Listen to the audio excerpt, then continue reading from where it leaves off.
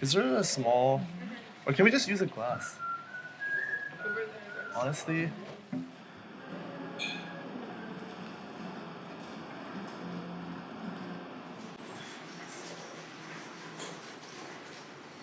can you rinse these?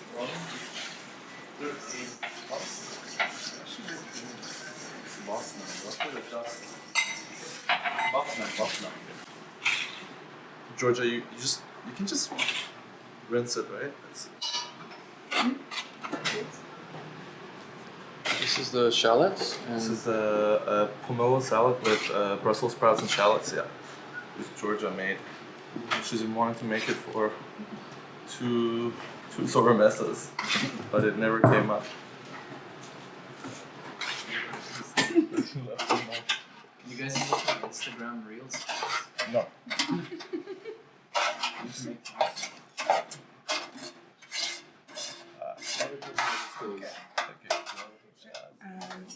My name is Georgia. Lots of people call me Jo, and I'm in my 4th year of university doing agriculture and international development at UBC. And yeah, I've my hobbies. I love music, I love art, I love to cook, and I started kind of getting involved in cooking. In high school, I started a little catering company on the side, and then I met Pouian. Tell them Last how you met year, me. I signed up for tango lessons with our other friend Georgia, but Pouian thought I was a This boy. random guy. Because our friend was like, "Oh, Joe's coming," and Pouian was like, "What do you mean? We're dancing tango. Why is there another boy coming?" Yeah. And then so that's how I met him. Okay, 10 minutes.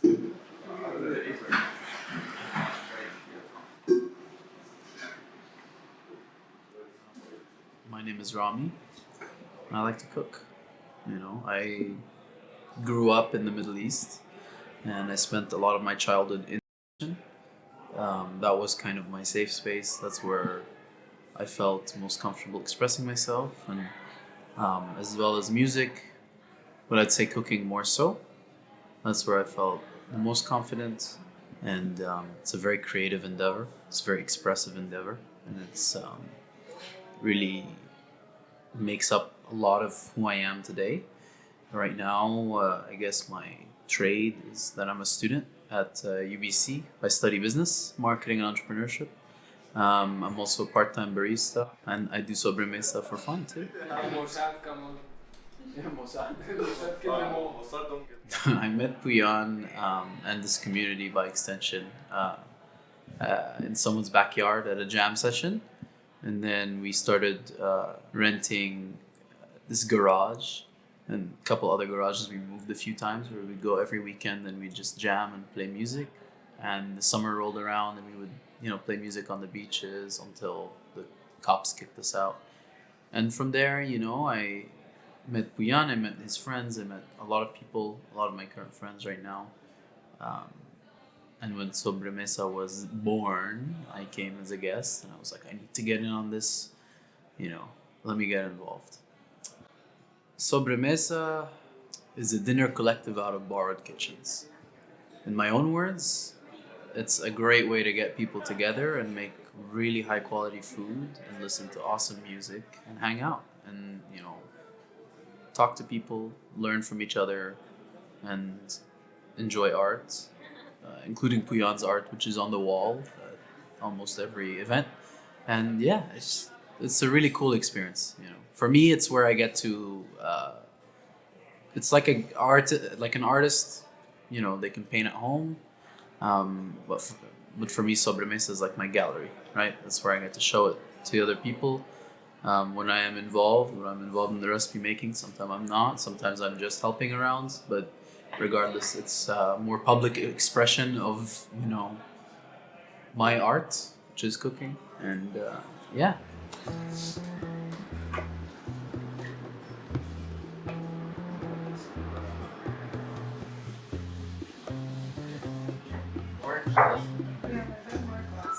Yeah. I'm a practicing intern architect full time. So yeah, this is not what I do for a living. Basically, I do something totally different, but I kind of like curating or staging or I guess designing events, like very highly curated. Sobremesa was not initially supposed to be called Sobremesa. I think it came up during the very first meeting I had with Joe and our friend Olivia, who suggested the name, and it speaks for the tradition of flexing and relaxing around the dinner table. It's a very Spanish or Hispanic tradition, which, yeah, I think it kind of explained or spoke about the whole premise of our project when we were planning on it, because we didn't only want to have kind of like a restaurant style dinner happening where people just come and eat and leave. We actually wanted to introduce strangers and people who don't know each other to sit around the table and have a conversation and kind of chat towards the end of the night and have music or some sort of artistic performance happening.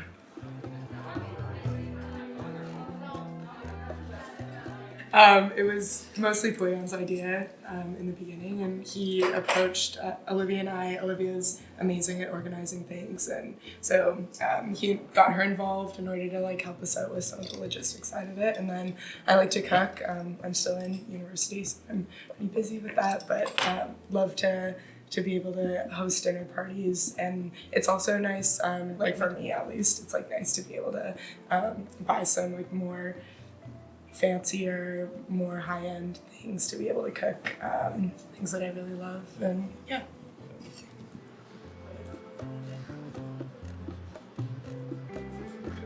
There are so many ideas that we have that we just run out of space to make them happen. Like I already know what we're gonna do for the next 3 months.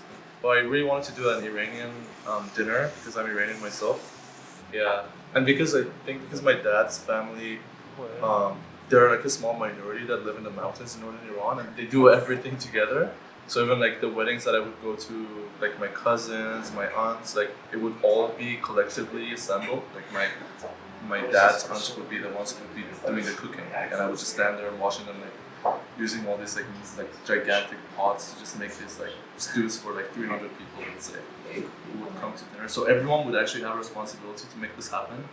Yeah, and that's what I've been doing. Like before Joe and I came up with this idea of Sobremesa, like I would always cook for my friends at large scales, but it was just not financially sustainable. And I just wanted to make something out of it, just more than just a dinner party.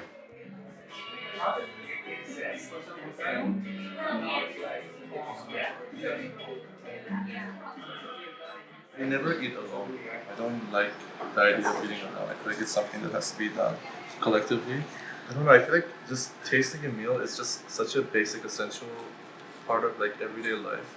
I feel like it's just people, I think it's better to use that as an excuse to come together over a dish. And usually people have different memories and perceptions of like it's very specific taste or flavor that just like revives their memory or just like gives them an excuse to just like trade something with someone. Yeah, but I think it's kind of sad because nowadays people don't really eat together. Yeah, so I'm trying to like promote that kind of like tradition.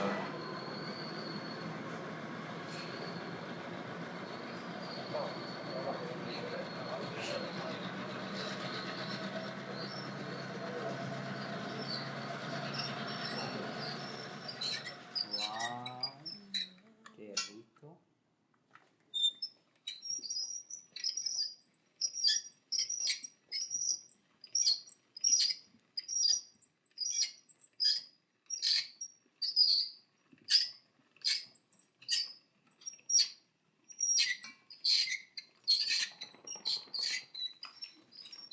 The base motive was, I guess, me wanting to cook for a large number of people, but also in like a more formal setting than just having people over at my place, let's say.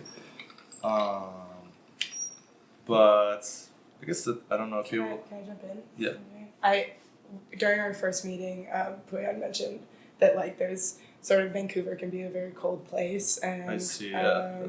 there's like it's hard to meet people, and he talked about like having a space for people to come together who don't necessarily know each other to be able to like share good food, which I think you felt like that was lacking in this city a little bit. I didn't really know about like a lot of supper clubs that happen like I guess in an intimate way. Can we get more flour on that? Yeah.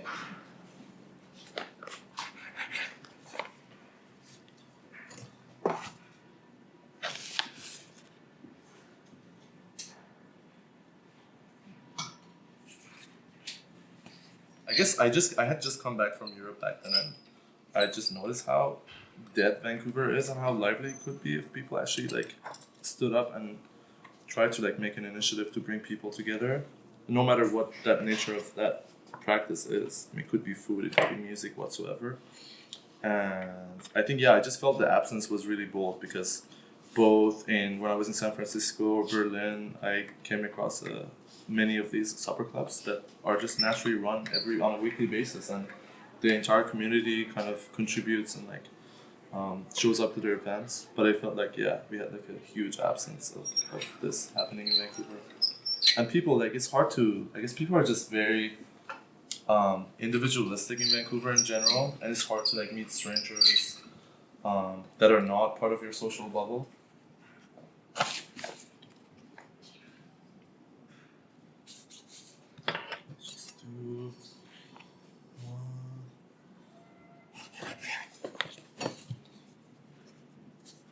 Yeah, this is probably too thin for.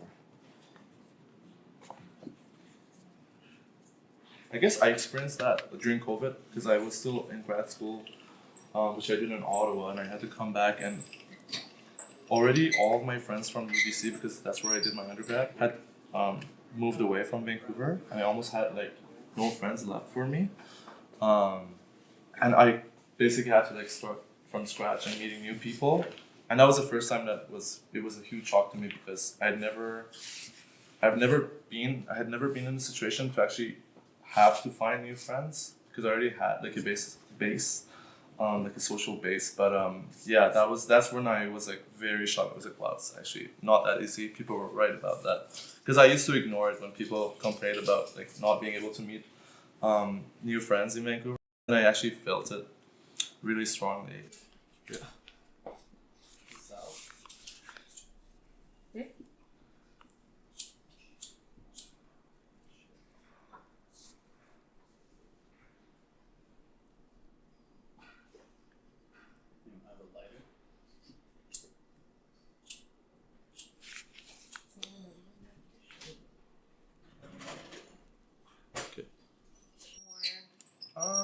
I have a theory. Well, I guess that's all we were taught at architecture school, especially at like urban studies courses, where people blame lack of design and like proper planning, like accessibility, walkability. But I feel like in the long run, I just noticed that it's also people themselves that are part of it.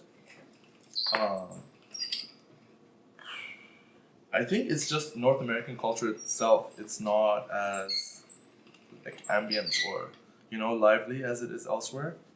It's funny because like every time I leave Canada, there's just this like chaos of people, just living like naturally, like occupying the street at night, not sleeping at 6 p.m. And like people are not super annoyed by noise happening. Like we've had so many cases where we were just jamming on the street at night and people had to like come down from their apartment, like in the core, like that part of downtown, telling us that we should probably shut it down because someone is having a bad night, And I feel like the city itself is not doing. I think it's just the notion of like socializing, like, but that's like in the decision maker's head is like very wrong, or it's not realistic at all, because what they do usually in terms of like urban decisions is like just making plazas and public spaces for people to engage, but there's literally nothing around it. Like we have all this promenade, seawall, not just Stanley Park. Stanley Park is like a natural setting, so it makes sense. It's only for exercising. But if you go like down by Science World, there's so much potential. I can imagine that seawall being in Europe or in any other country, and there would be like cafes, restaurants, open plazas, all these like beautiful spaces that people can engage with or like have a reason to stay. I think everything is just planned and designed for like being transient, so that people just go for a jog, go for a run, And there's all these restrictions about noise, alcohol, smoking, all these things that like all come together, and then you have all this massive barrier against like being able to want to even socialize, Because when you also have all these limitations, people are pretty much like more tended to actually bring that into their house and do it indoors. Because, yeah. Which is so funny. Like I moved from Iran, which is like very limiting, like socializing out in the public in terms of alcohol or whatsoever is very difficult. but which my friend told me a story when he moved here from Iran, where you can't have like alcohol in Iran in public, but everyone drinks anyways. But when he moved here, he was like, man, I just opened a can of beer and someone took it away from me in Coquitlam. I was like, what's the difference then? I just moved here. Okay. Bar trick I see. You're doing anilotti. It's a specific type of ravioli. You just do one fold. Make sure it sticks with the brush water, and then so what do you see? Okay. And just press in the gaps in between. Okay, I can just trim this part. Do you want to save the leftovers for spaghetti? Yeah. Yeah? Okay, these ones you can probably flour it. We can just put them back in a ball and maybe roll it in. Yeah. Okay, and then I think we'll make actually bigger ones for the next batch. Cool. Okay, cool. Okay, these are my coworkers from our architecture office, Adriana and Pablo, who are helping with the wine pairing tonight. They've been helping with most of our events. So it's pretty much like people from every single corner of my life kind of coming to make this happen. I have coworkers, I have friends from UBC, I have friends from like music community. Yeah, it's worth it, like the very end. And I guess I'm like really grateful like for the community, this beautiful community of people that I know, like very talented people. Everyone is like really great at their own medium. We have musician friends. We have Mario, who's I'm so grateful for him, not just as a friend who is a very talented woodworker, designer, architect, and always like very generous to host his space for the Sobremesas. He's the record-winning all-time Sobremesa host. This is his second time hosting, but yeah. And we have like musician friends who always come and play at our Sobremesa dinners. All these pieces come together. I think I would have never thought of this idea if I didn't have all these resources. We're all like friends with the music community, like designers, architects. So yeah, I guess each person kind of contributes on their own ends to every single event that we host. Their degree renting certified, they have to go through this like system of doing a 4-year degree, even though they already have a degree, and then they're pushed out into a world where they have to get 2 years. First, it started off as a vision and it came into reality, and it's very much an expression of the culture happening in Vancouver and what is needed, because like sign up sheets just fill really quickly. People really want to come to an event like this. I think it's important because everyone wants to be there. Everyone wants really bad to be there and wants, including me, including everyone cooking, and it's just like kind of presenting this brainchild to everyone once everyone sits on the table and starts seeing the food and eating and discussing, and beautiful imagery comes out of it. I mean, our photographer Alex, who comes a lot, like he's incredible. His photos of the event can be seen as art by itself, and I think it's just a lot of art. It's a lot of expression. It's a lot of creativity. It's a lot of meeting new people. I think that's why it's special. It's also very special because it's organic. Someone had a vision, and then it happened.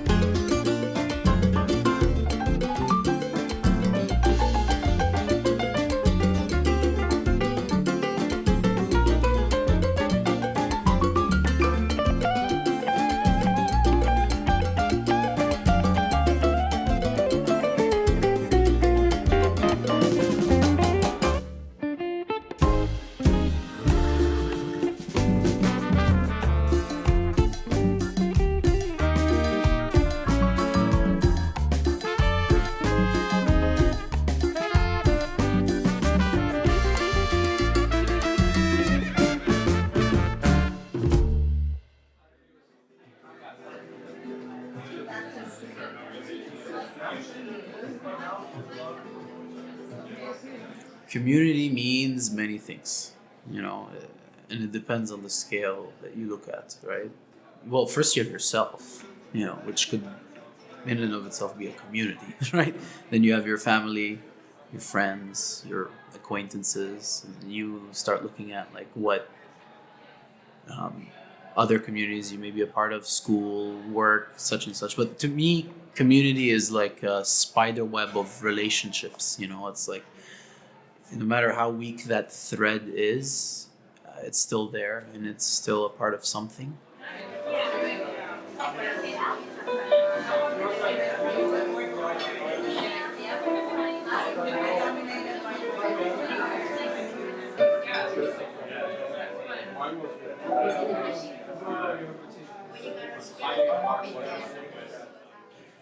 It starts to feel like a lonely city, especially in the winter. But I think, you know, a lot of the, I guess, criticism comes from a lot of people that maybe are not so social or don't know where to start or are unfamiliar with that kind of thing. You just need to find the right people. You need to find the people that are interested in something, because Vancouver is such an international city and there's so many people here. Everyone's interested in something. You know, everyone's on the fringe or edge of some sort of cultural movement or, you know, art or interest. If you go out and actually try to find these people, then you'll find them.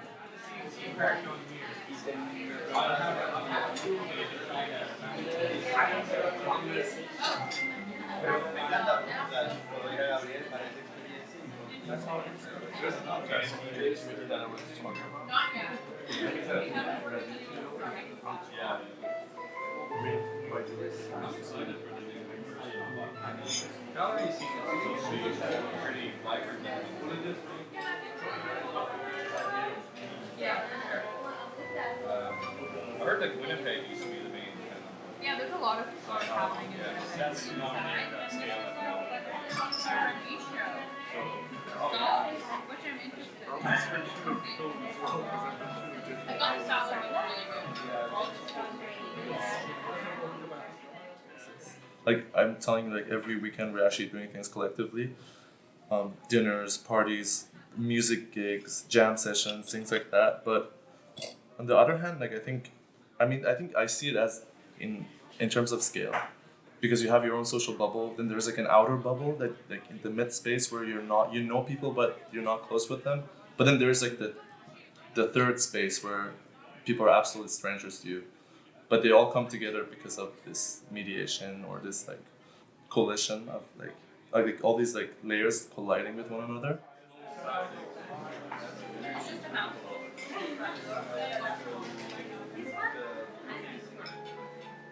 This event is kind of comprehensive in that sense that actually allows me to express myself in different like mediums. But in general in life, I guess I just love stories, and that's what I love about like sharing a meal. Is like people actually share stories, just by having a meal, like things that it reminds them of, or stories that they bring to the table. Storytelling is kind of dying, I would say, because now you socialize with people either on their phone, or people don't actually feel that safe to actually share very intimate narratives or stories, which I do all the time, and maybe I make people awkward a lot, but yeah, that's just me, I guess.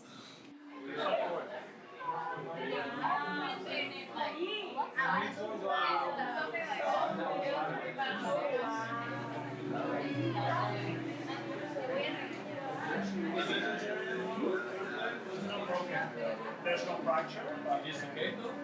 I don't know if that's called dislocation. I think it's called separation. I think it's important for someone to have a passion, you know, for someone to have something they can continuously over the rest of their life get good at and fall in love with. That is an action that they can do with themselves, you know, because for me, when I cook, I don't feel lonely, right? It keeps me busy. I keep learning, I keep experimenting. There's something for me to do. So I think if you can find a passion that will help alleviate feeling that lack of connection, because you begin to develop a connection with an action, which is still a very valuable connection. Once you do that, you start sharing that. You will then invite people who are also interested in that action or share, peripheral passions or enjoyments and such. It's not hard, but no one gets to do that. So, yeah. Just go out there, do it. Do what you love, like, no matter what. Just keep doing what you love. Like, I'm supposed to be studying right now, but I'm doing what I love. I know it'll take me somewhere. It keeps me sane.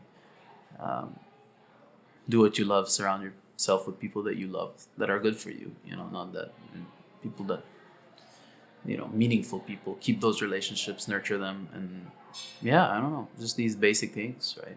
I really encourage people to find something they love to do and to always do it. Yeah.